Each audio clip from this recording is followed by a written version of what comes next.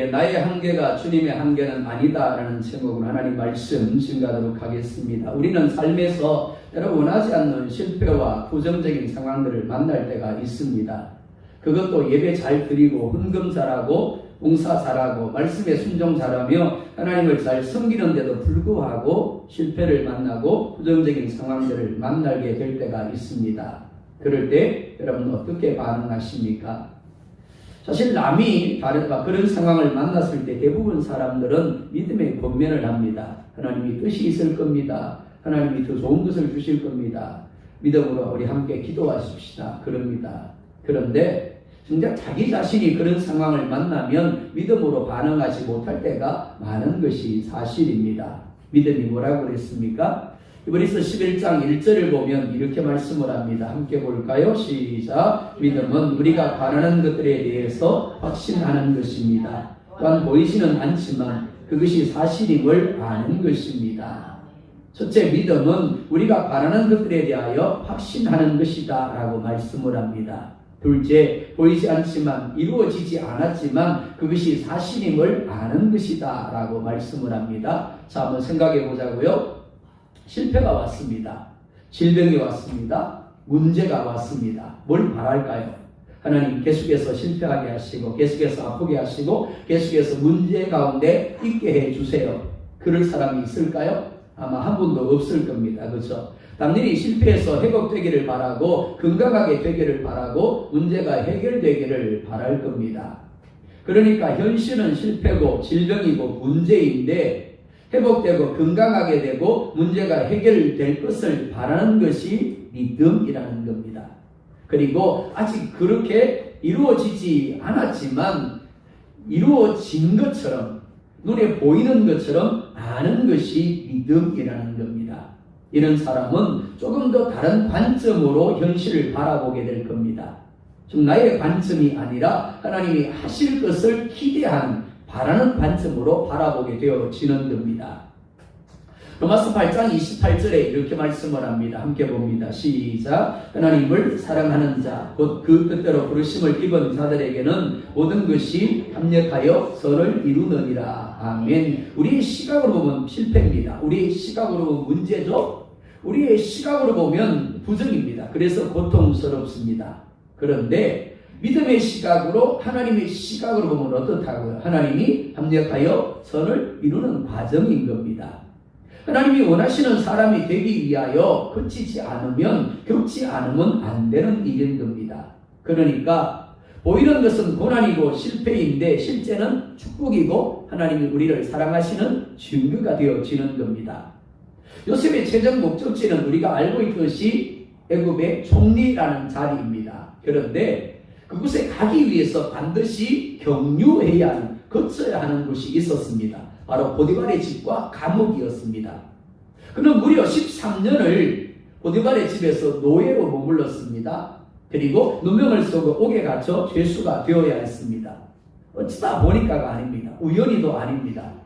그곳을 거쳐야만 하나님이 가게 하시는 애국 총리라는 자리로 나아갈 수 있었기 때문입니다. 자, 한번 물어볼까요? 괴롭지 않았을까요? 억울하지 않았을까요? 힘들지 않았을까요? 더군다나 17살의 나이입니다. 우리 영경이와 민지보다 겨우 몇 살 더 많을 뿐입니다. 그러니까 너무너무 괴로웠을 겁니다. 너무너무 억울했겠죠. 힘들었을 겁니다. 당연히 매일같이 만나는 사람들을 붙들고 울고 불고 하면서 나 억울해요 그러면서 자신의 신세를 한탄해야 맞습니다. 그런데 장세기 어디를 봐도 그런 모습이 없습니다. 오히려 아무런 일도 없었다는 듯이 세워진 자리에서 성실하게 자신에게 맡겨진 것을 감당합니다. 이를 창세기 39장은 형통이라고 표현을 하고 있습니다. 왜 그랬을까요? 믿음으로 현실을 바라보았기 때문입니다. 현실은 노예이고 죄수인데 믿음으로 보니까 하나님이 애굽의 총리가 되게 하기 위하여 이끌어가시는 과정이었기 때문입니다. 그렇기 때문에 단지 믿음이 생각에만 머물면 안 되는 겁니다. 생각 속에 많은 생각들이 있습니다. 어떤 생각이요? 하나님 참 좋으신 분, 하나님 우리를 사랑하시는 분, 하나님 우리와 함께 하시는 분, 하나님이 합력하여 선을 이루시는 분, 아멘. 근데 이 생각 속에만 있는 거예요. 입으로 안 나오는 겁니다. 순종으로 이어지지 않는 겁니다. 그럼 아무런 유익이 없는 겁니다. 그 생각이 확신이 되어야 합니다. 그리고 입으로 고백해야 되고 삶으로 순종함으로 하나님께 맡길 수 있어야 되는 겁니다. 그렇다면 얼마든지 절대 부정의 상황에서도 믿음으로 반응하게 되어지는 겁니다. 먼저 1절과 2절에 이렇게 말씀을 합니다. 함께 봅니다. 시작. 어떤 병자가 있으니 이는 마리아와 그 자매 마르다의 마을 베다니에 사는 나사로라. 이 마리아는 향유를 주께 붓고 머리털로 주의 발을 닦던 자요. 병든 나사로는 그의 오라버니더라. 아멘. 누가 있었다고요? 자, 1절에 뭐라 그래요? 병자요. 병자, 근데 앞에 뭐가 붙었죠? 그렇죠. 혹이 붙어 있습니다. 이게 더 중요한 거예요. 병자보다 이게 더 중요합니다. 그냥 붙여놓은 게 아닙니다. 어떤 병자라고 이야기를 합니다. 이 어떤이라는 말은 누구든지 누구나라는 의미입니다. 원문을 보면. 그러니까 병자는 병자인데 누구나 얘 병자인 겁니다. 그러니까 특정한 사람을 가리키는 것이 아니라는 거죠. 누구나 병이 걸릴 수 있다라는 겁니다. 그 중에 한 사람이라는 의미입니다. 그런데 그 누구나가 하필이면 누구였다고요? 마리아와 마르다의 마을 베다니에 사는 나사로라는 사람이었습니다. 그리고 마리아는 향유를 주께 붓고 머리털로 주의 발을 닦던 자요 병든 나사로는 그의 오라버니였다라고 이야기를 하고 있습니다. 자, 12장에 가면 누가 나오는가 하면 마리아가 나와요. 지금 우리 몇 장을 보고 있죠? 11장. 그러니까 이루어진 거예요? 안 이루어진 거예요? 안 이루어졌습니다. 안 이루어졌는 12장에 가서 이루어질 마리아의 이야기를 굳이 11장에서 요한이 이야기하고 있는 이유가 뭘까요? 그럼에도 불구하고입니다. 자, 12장에 나오는 사건을 한번 생각해 보자고요. 마리아가 주님 앞에 나아가 울면서 그 발에 입을 맞춥니다. 향유를 붓습니다. 자기 머리털로 주님의 발을 닦습니다. 자, 한번 물어볼까요? 여러분들 주님 사랑하십니까? 네. 자, 그러면 주님의 발에 입을 맞출 수 있으세요? 네. 아니, 그냥 아멘 하지 마시고요. 한번 생각해 보셔야 됩니다. 네. 대한민국 남성들 대부분은 발에 뭘 가지고 있을까요? 두자, 그죠? 무좀이라는 걸 가지고 있습니다. 자, 그 발에 내가 사랑하는 남편의 발에 입을 맞출 수 있다, 없다? 예, 그게 사실입니다. 쉽지 않아요. 아니, 내 발인데도 내 발에 무좀이 있다면 내 발이 더럽다면 입 맞추기 쉽지 않습니다. 근데 내가 아니잖아요. 나 자신이 아닌 남편의 발에 아무리 예수님을 사랑해도 예수님의 발은 무좀이 없다라고 생각을 해보자고요. 근데 유대인들은 뭘 신어요? 샌들을 신습니다.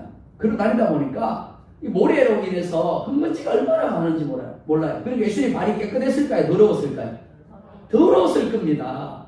그 더러운 발에 뭐 했다고요? 입을 맞추었대요. 누구나 할 수 있는 일이 아닙니다. 그리고 어떻게 했다고요?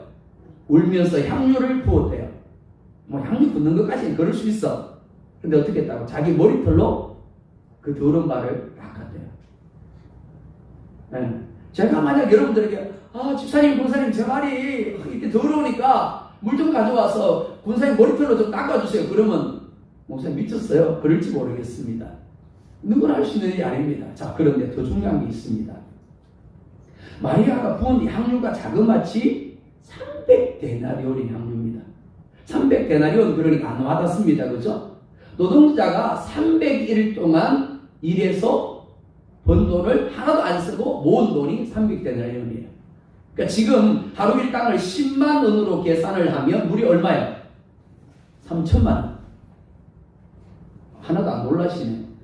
뭐 그 정도야 뭐 그렇죠. 요즘 억극하는 시대라서 3천만 원은 별거 아닙니다.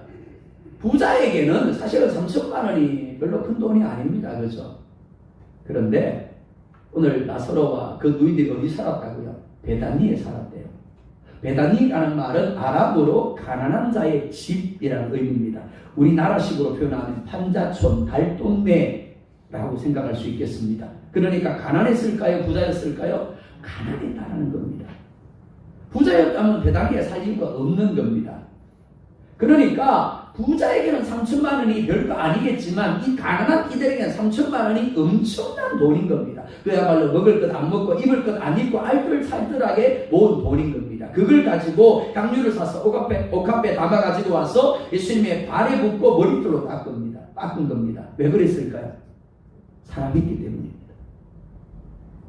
마리아가 예수님을 그 정도로 사랑했다는 겁니다. 겁니다. 우리는 못하는데 마리아는 했더라는 겁니다. 그러니까 얼마나 사랑했겠어요. 근데 마리아만 예수님을 사랑한 게 아닙니다. 예수님도 마찬가지였습니다. 5절 볼까요? 시작. 아멘. 그렇습니다. 마리아와 마르다 그리고 나사로를 예수님이 사랑하셨대요. 자, 이 말을 여러분들이 예수님 모든 사람 사랑하시잖아, 그렇게 읽으시면 안 됩니다. 예수님은 분명히 모든 사람을 사랑하십니다. 그러나 나사로의 가정은 특별히 사랑하셨음을 이야기하고 있는 겁니다. 그러니까 우리가 생각하기에는 어떻습니까? 예수님이 뭘 그렇게 사랑하고 예수님께 300데나리온의 향유를 깨뜨려서 붓고 머리털로 닦을 정도로 사랑하는 사람이라면, 그리고 예수님이 그렇게 사랑하는 사람이라면 평안해야 맞을까요? 안 평안해야 맞을까요? 평안해야 맞는 겁니다. 형통해야 맞죠? 건강해야 맞는 겁니다. 잘 되어야 맞죠. 그런데 그렇게 예수님이 사랑하는 나사로에게 병이 왔대요. 그것도 죽을 병이 왔다라고 말씀을 하고 있습니다. 이해가 되지 않습니다. 목회를 하다 보면 많은 이들이 질문하는 것이 바로 이것입니다. 목사님, 제가 하나님을 잘 섬기고 있고 하나님 앞에 잘못한 것이 없는데 왜 제게 이런 질병이 와야 됩니까? 왜 우리가 이런 실패의 자리에 머물러야 합니까? 왜 내게 이런 문제가 주어진 겁니까? 제가 할 말이 없습니다. 그 누구보다 믿음 생활 잘하고 누구보다 하나님의 뜻대로 살려고 몸부림치는 사람인데 그에게 문제가 오더라는 거죠. 질병이 오더라는 겁니다. 부족이 오더라는 겁니다. 어떻게 예수님이 사랑하는 사람에게 질병이 올 수 있습니까? 어떻게 예수님이 사랑하는 사람에게 문제가 주어질 수 있습니까?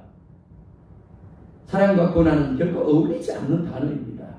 그런데 성경은 그럴 수 있다라고 말씀을 합니다. 우리는 이해가 되지 않지만 하나님의 영광을 나타내기 위함이다라고 말씀을 합니다. 하나님이 하시는 일을 나타내기 위함이다라고 말씀을 합니다. 그렇기 때문에 그런 문제가, 그런 부족이, 그런 실패가 우리 가운데 주어졌을 때 우리가 해야 할 것은 하나님께로 나아가서 우리의 문제를 하나님 앞에 내어놓는 겁니다. 나사로의 동생인 마리아와 마르다도 그렇게 했습니다. 예수님께 사람을 보냅니다. 그리고 이렇게 말을 합니다. 3절 볼까요? 시작. 이에 그 부인들이 예수께 사람을 보내어 이르되 주여 보시옵소서, 사랑하시는 자가 병들은 나이다 하니. 마리아와 마르다는 주여 보십시오, 사랑하는 자가 병들었습니다 라고 말을 합니다. 많은 이들이 기도를 참 어려워합니다. 하지만 기도는 참 쉽습니다. 왜냐하면 주님께 우리 문제를 있는 그대로 보게 하는 것이기 때문입니다. 그리고 이야기하는 것이기 때문입니다. 그러니까 주님께로 나아가 주님 보십시오, 내가 이런 문제를 가지고 있습니다. 내가 이런 실패 가운데 있습니다. 내가 이런 질병 가운데 있습니다. 그럼 끝이에요. 그냥 고쳐주세요 이야기 안 해도 됩니다.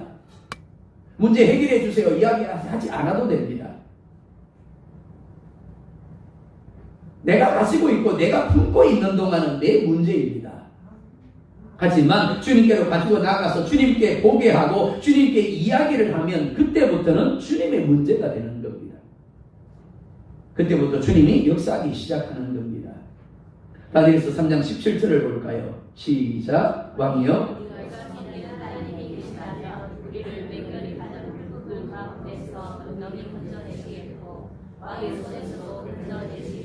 아멘. 다니엘의 세 친구인 사드락, 메삭, 아벳느고가 신상에 절하지 않음으로 인하여 풀무불에 던져질 위기에 처했습니다. 자, 풀무불이 1000도 정도 됩니다. 그런데 이들은 이렇게 고백을 합니다. 우리가 섬기는 하나님이 계시다면 우리를 맹렬히 타는 풀무불 가운데서 능히 건져내실 겁니다. 왕의 손에서도 건져내실 겁니다. 이게 뭐죠? 믿음입니다. 그죠?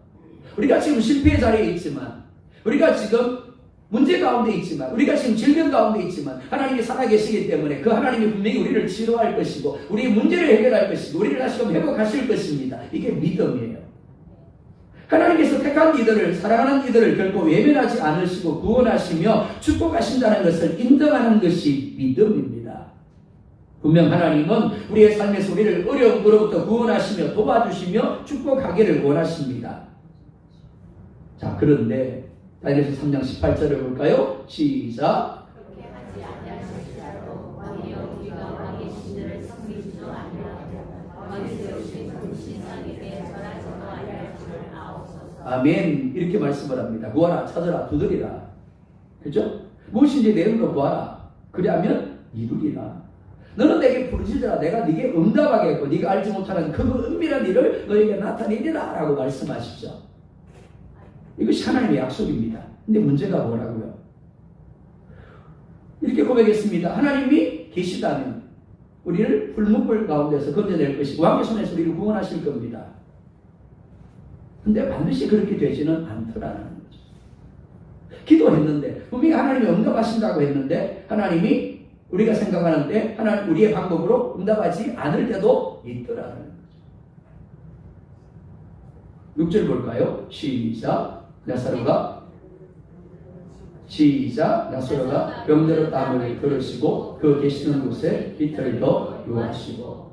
자, 마리아가 마르다가 오빠가 병이 들어 죽어가는 것을 보고 예수님에 대한 믿음을 가지고 예수님께 사랑을 보냅니다. 예수님만 오면 돼. 예수님만 오면 얼마든지 이병은 고침을 입을 수 있고 건강하게 회복될 수 있어.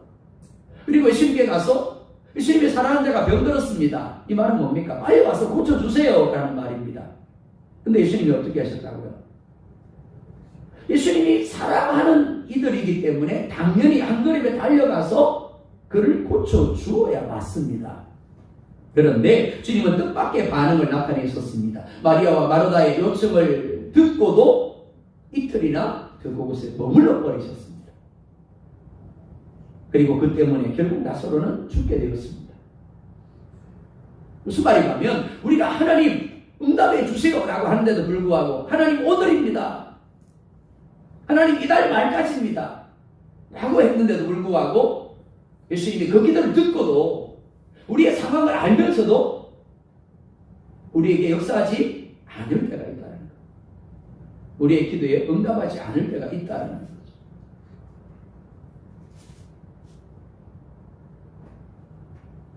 마르다와 마리아는 알 수 없는 고난 중에도 예수님만 오시면 능히 해결할 수 있다고 믿었습니다.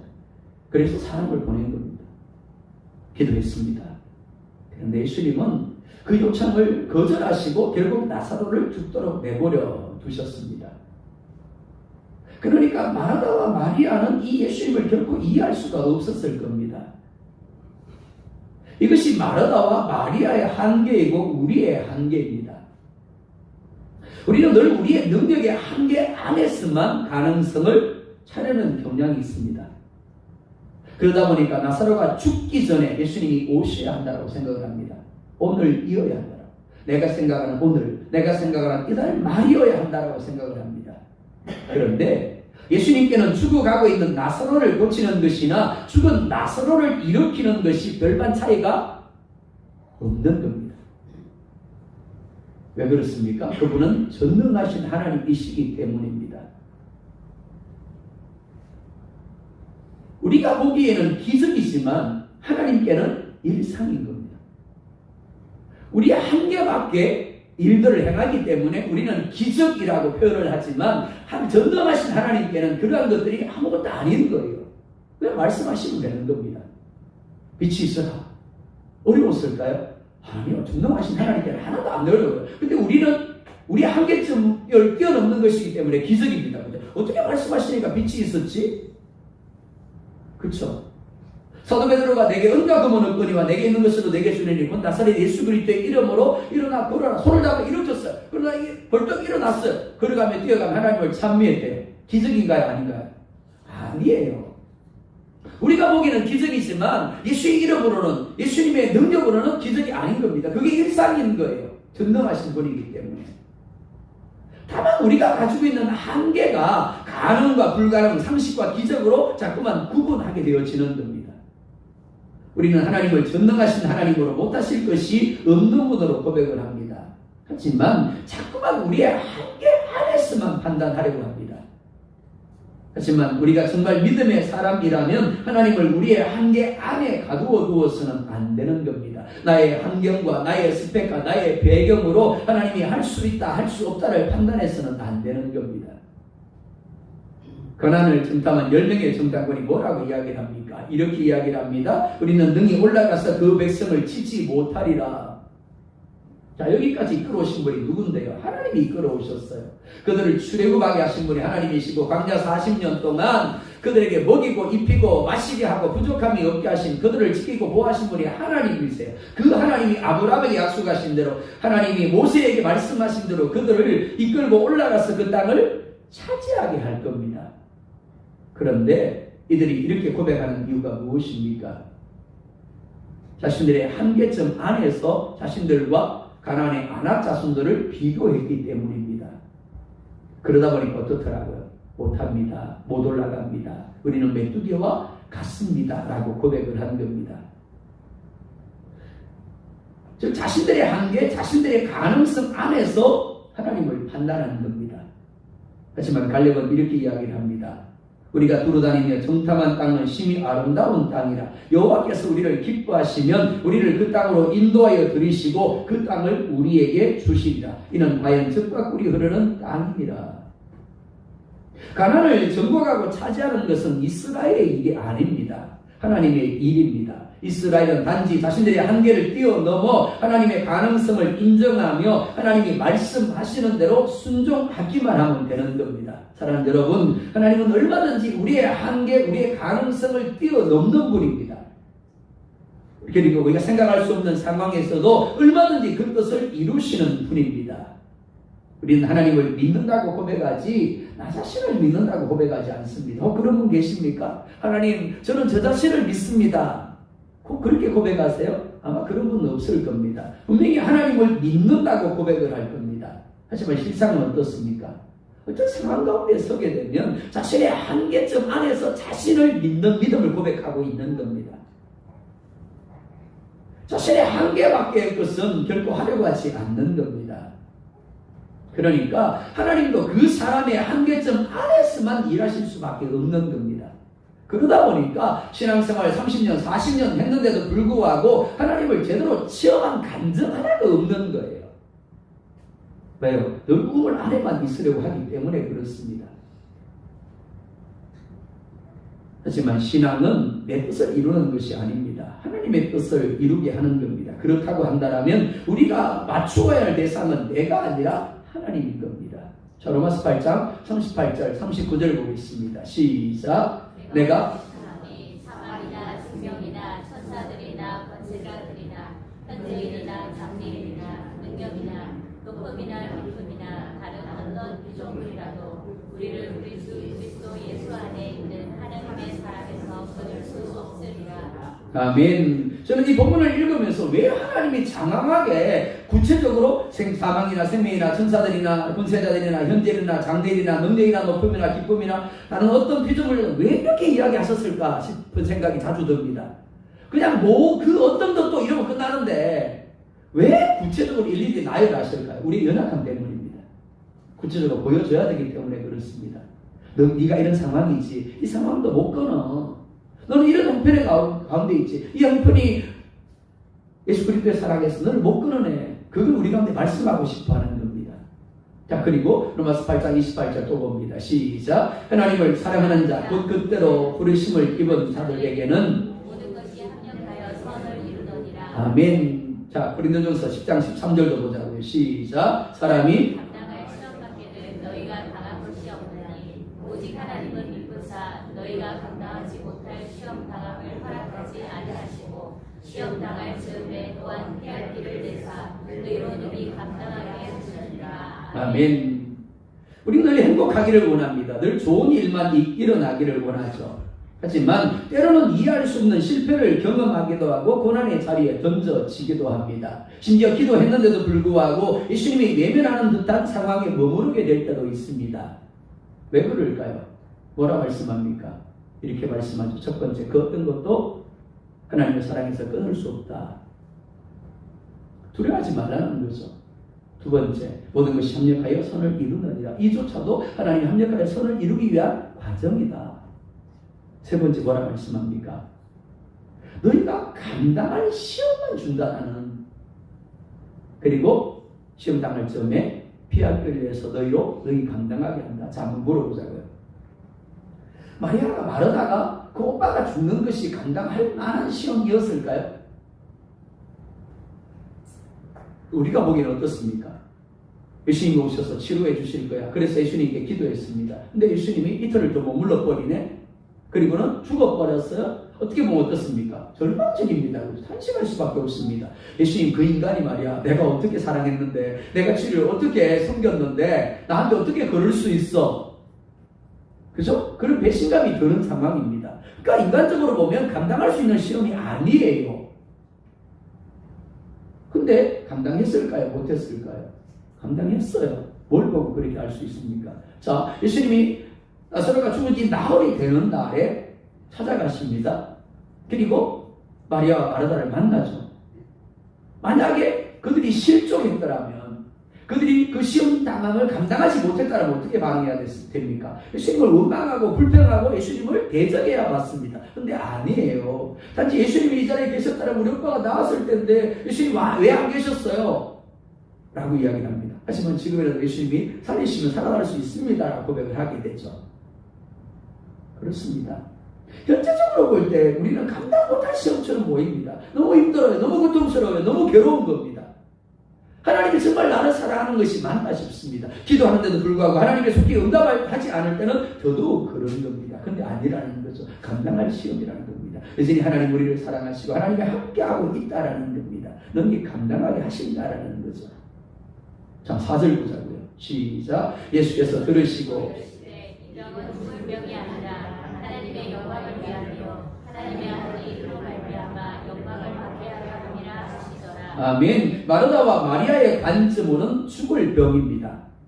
그러나 예수님은 그것이 죽을 병이 아니라 하나님의 영광을 위한 것이다 라고 말씀을 합니다. 마르다와 마리아는 나사로가 죽을 수 있다라고 생각했습니다. 그랬기 때문에 죽기 전에 예수님이 와서 그를 고쳐 주어야 된다라고 생각했습니다.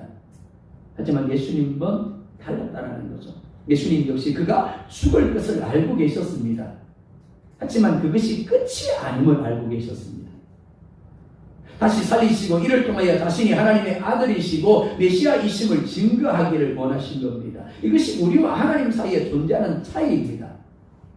11절에서 13절 볼까요? 시작. 이 말씀을 하시되 또 이르시되 우리 친구 나사로가 잠들었도다. 그러나 내가 깨우러 가노라. 제자들이 이르되 주여 잠들었으면 낫겠나이다 하더라. 예수는 그의 죽음을 가리켜 말씀하신 것이다. 그들은 잠들어 쉬는 것을 가리켜 말씀하시기를 생각하였지라. 아멘. 나사로가 잠들었다라고 하십니다. 그래서 깨우러 간다고 하십니다. 그래서 제자들은 잠들었으면 낫겠네요 라고 대답을 합니다. 하지만 이는 나사로의 죽음을 말씀하는 것이었습니다. 우리의 관점으로는 죽었습니다. 하지만 주님의 관점에서는 자는 것입니다. 우리의 눈으로 보면 절대 부정입니다. 근데 주님의 눈으로 보면 절대 긍정인 겁니다. 왜? 그분에게는 능치 못함이 없기 때문입니다. 자, 창세기를 보면 이삭 때 그 땅에 기근이 듭니다. 그것도 심한 기근이 듭니다. 그래서 이삭이 그의 아버지가 그랬던 것처럼 애굽 땅으로 내려가려고 합니다. 근데 하나님 말씀하세요. 내려가지 마라. 내가 너에게 복을 줄게. 자, 지금 어떤 상황인데요? 심한 기근이 들어서 그 땅에 머물면 굶어 죽을 수밖에 없는 그런 상황입니다. 그러니까 애굽으로 내려가야 사는 거예요. 근데 성경은 이상한 말씀을 합니다. 그해 이삭이 농사에 몇 배나 얻었다고요? 100배나 얻었대요. 기근인데 비가 내리지 않는, 씨를 뿌려도 싹이 나지 않는 상황인데 100배나 얻었대요. 안 놀라시네요. 야, 이건 놀라셔야 되는 거예요.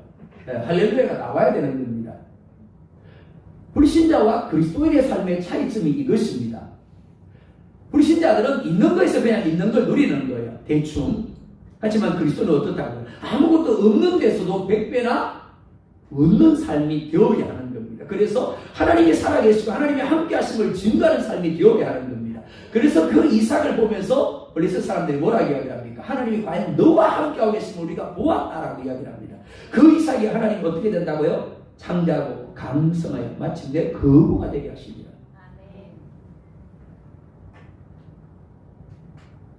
우리의 관점이 바뀌어야 되는 이유가 바로 여기에 있습니다.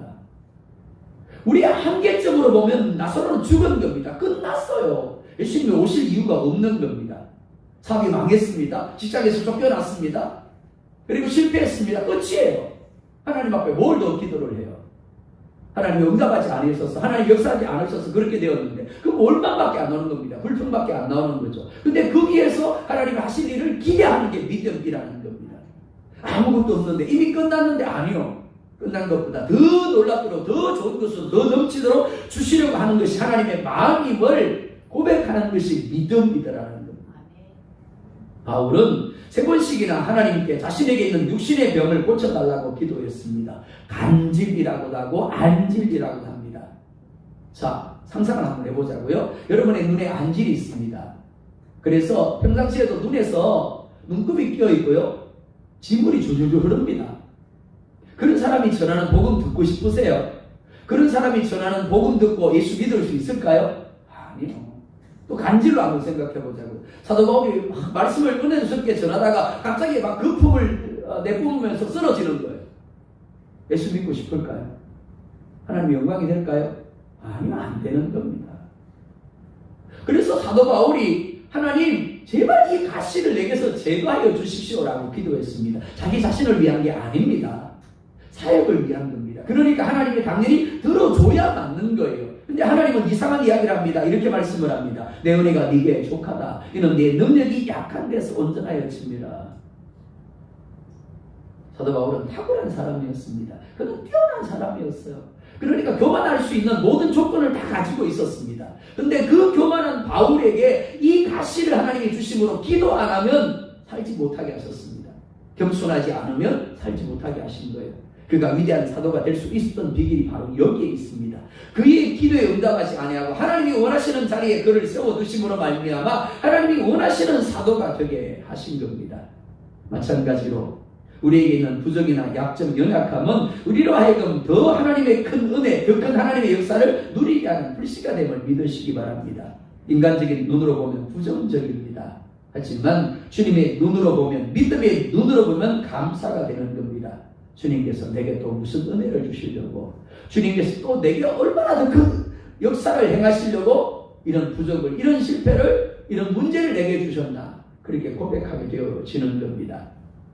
주님께서 우리를 우리 한계점 밖에 실패의 자리로, 고난의 자리로 나아가게 하는 것은 더 놀라운 하나님을 경험하게 하기 위한 것입니다.